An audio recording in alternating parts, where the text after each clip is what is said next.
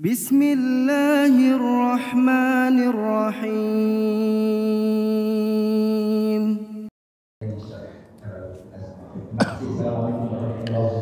Assalamualaikum warahmatullahi wabarakatuh. Saya jawab dulu Pak. Ayat yang dimaksudkan tadi itu adalah ya ayyuhalladzina amanu dukhulu fis-silmi kaffah. Orang-orang yang beriman masuklah ke dalam Islam secara sempurna, wala tattabi'u khutuwati syaitan, dan jangan ikutilah langkah-langkah syaitan, innahu lakum aduwwun mubin. Itu ada di juz kedua dari surah Al-Baqarah.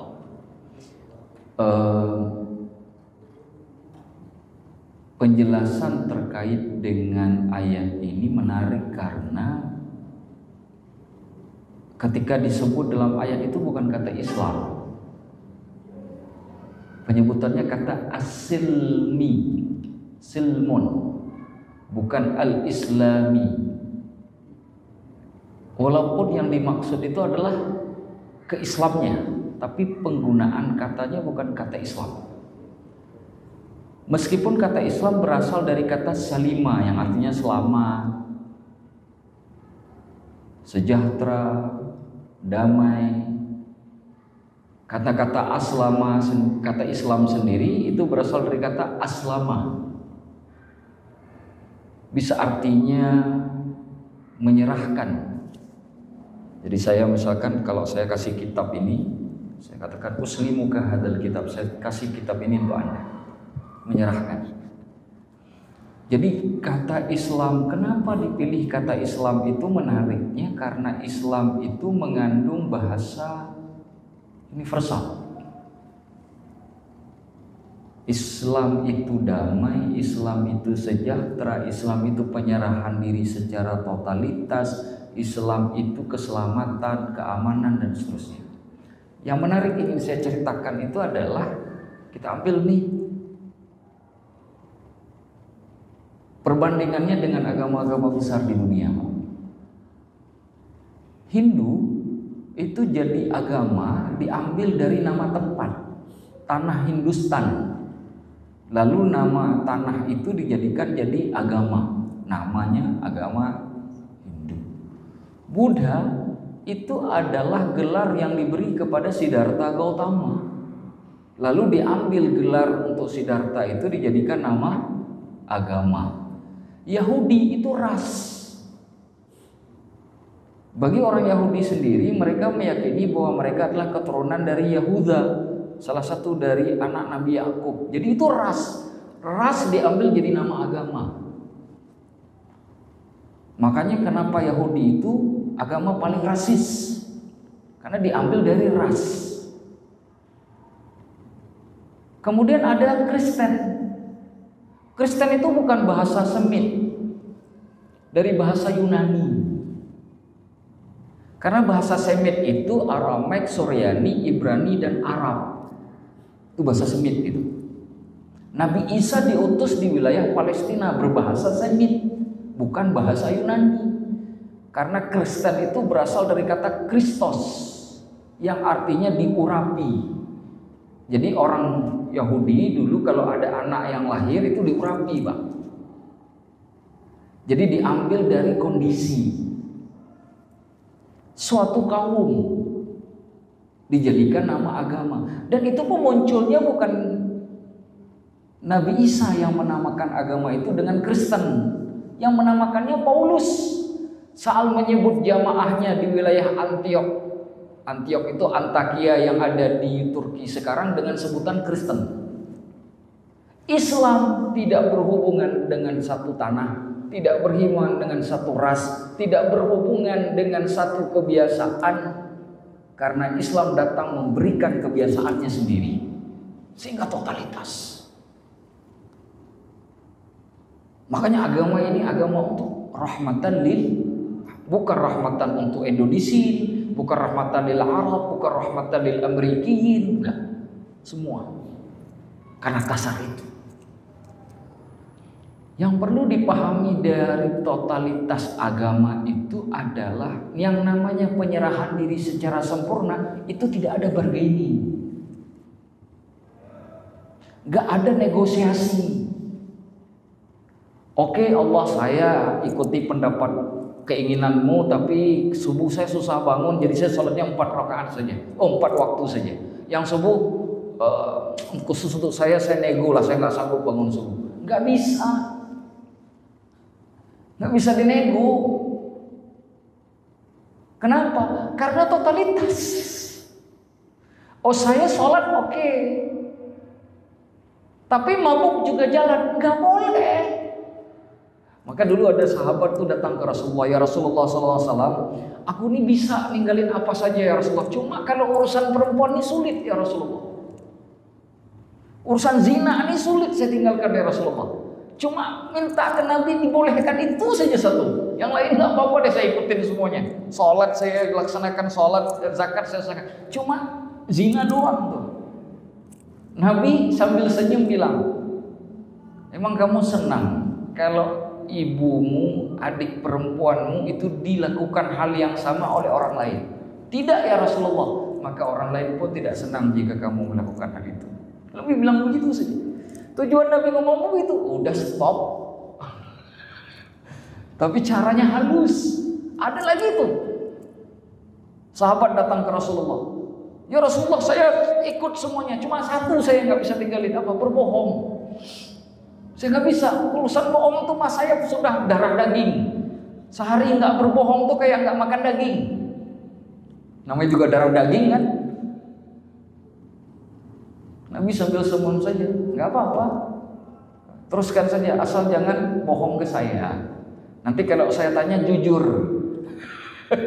Pulang nih sahabat mikir, wah, nah kenapa bilang iya ya? Ntar kalau ditanya sama Nabi nggak sholat, kan saya nggak boleh. Tadi janjinya nggak boleh bohong ke Nabi. Ke yang lain sih nggak apa-apa kan? Akhirnya jadi ninggalin bohong beneran pak, nggak pernah bohong lagi, gara-gara takut bohong sama Nabi. Totalitas, jadi nggak boleh ada bargaining, nggak boleh ada negosiasi. Itu namanya kafah. Orang yang suka nego, kan ada pak nih di Jakarta ini kedengaran, saya nggak apa-apa deh nggak pakai jilbab, kan hati saya sudah dijilbabin. Pernah dengar itu? Itu nego namanya, belum jadi muslim, belum menyerahkan diri secara total. Karena yang disuruh jilbab bukan cuma hati, yang rambut disuruh jilbab. Perintahnya zahir dan batin. Kenapa milih batin ninggalin zahir? Makanya ditutup ayatnya dengan kalimat wala tattabi'u. Artinya kalau yang suka nego,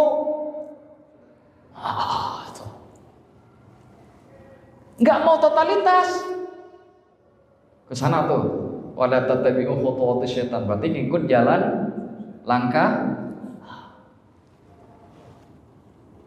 Dipertegas, innahu lakum aduwwum mubin. Itu yang kamu ikutin tuh yang musuh. Katanya musuhan, tapi kok giliran yang begitu aja jadi akrab.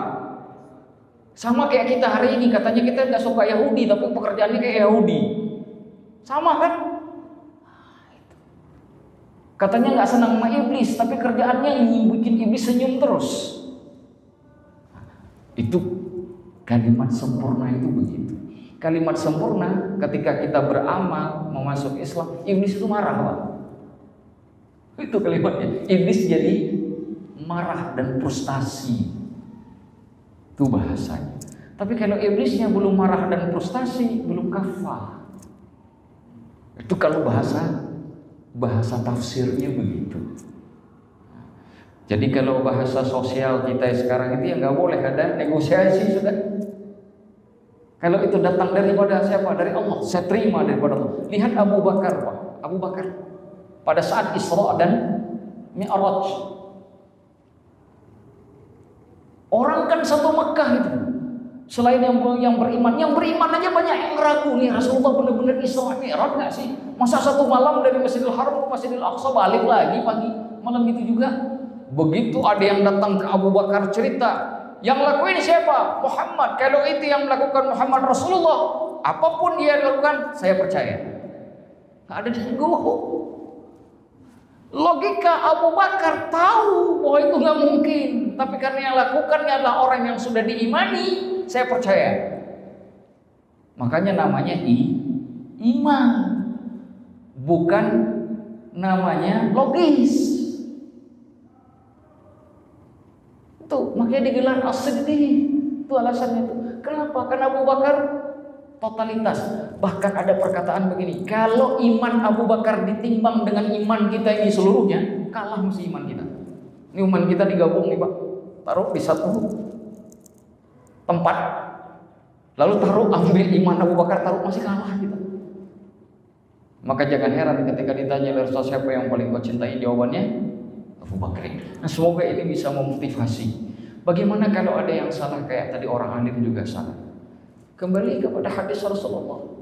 Kullu ibni Adam khata wa khairul khata'in at-tawwabun. Setiap anak Adam salah. Sebagai orang salah, taubat. Saya ngomong begini apa enggak ada salah? Salah. Jaminan salah itu dijamin oleh Allah. Makanya ada pintu taubat. Tapi kenapa kemudian ucapan-ucapan ulama itu keras sekali? Khawatir kesalahan itu keterusan. Begitu taubat terlambat, itu yang dikhawatirkan. Kenapa tegas sekali penyebutan itu? Kemudian yang rusak bukan orang dia saja, orang lain juga ikut. Dia taubat orang lain. Ada dalam kitab Imam Al-Baghawi, ditulis oleh Imam Al-Baghawi, kitab tafsir Imam Al-Baghawi itu begini. Banyak sekali ada orang dulu itu taubat Pak, karena sudah memalsukan 12.000 hadis.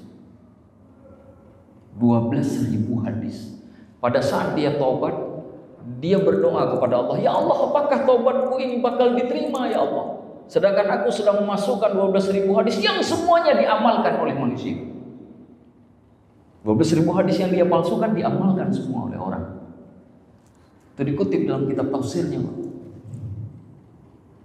Itu yang dikhawatirkan. Efeknya bukan ke kita, ke orang. Gimana ketika kita datang ke hari kiamat? Ini yang nuntut nih, 12.000 orang nih nuntut nih. 1 juta yang udah ngikut hadis kita nuntut nih. Bapak tadi berapa tuh yang duduk di depan saya tuh? Nuntut semuanya di hadapan Allah. Mau kemana saya Pak? Mau kemana saya? Itu masalahnya. Kenapa orang alim itu sangat keras peringatannya? Karena tidak hanya efek ke dia, tapi efek ke orang lain. Itu dia. Wallahu a'lam bishawab. Saya kira mungkin itu jawabannya. Terima kasih. Ada lagi Bapak yang bertanya? Iya.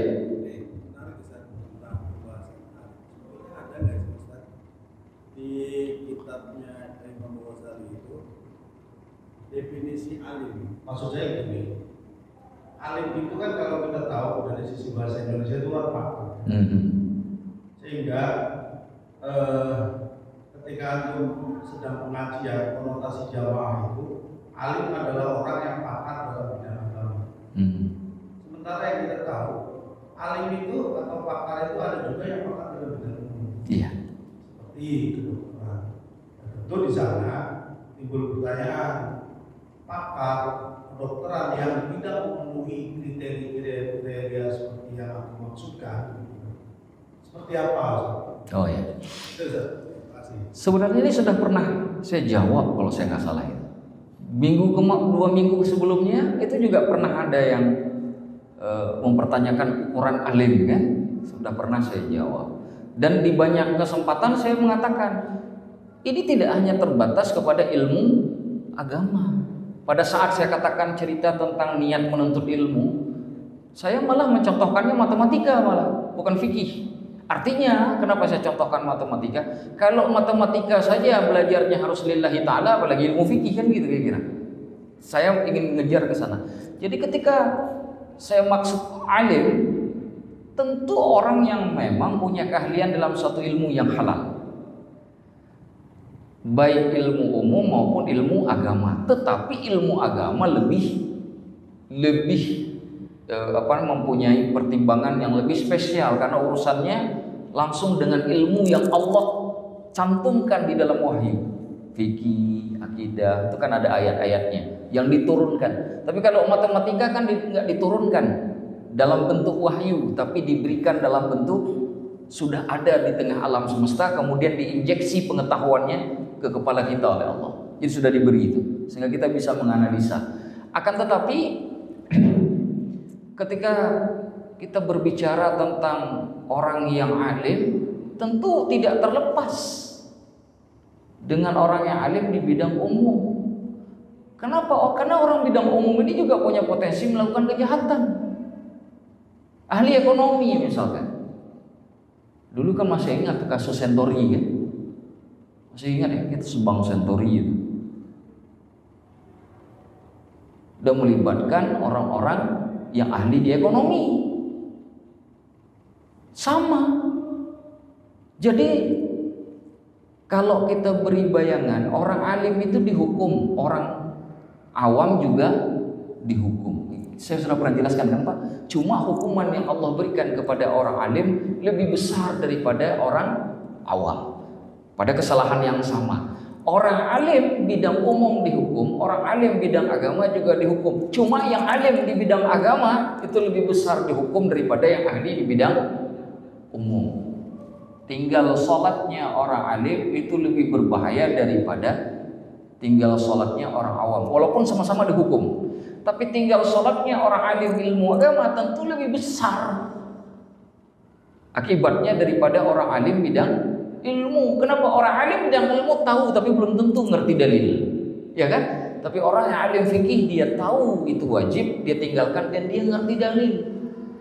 Nah itu yang kenapa membuat dia dihukum lebih besar. Jadi sama-sama dihukum, sama-sama kena khitab Al-Quran, tetapi nanti mesti ada pemilahan berdasarkan.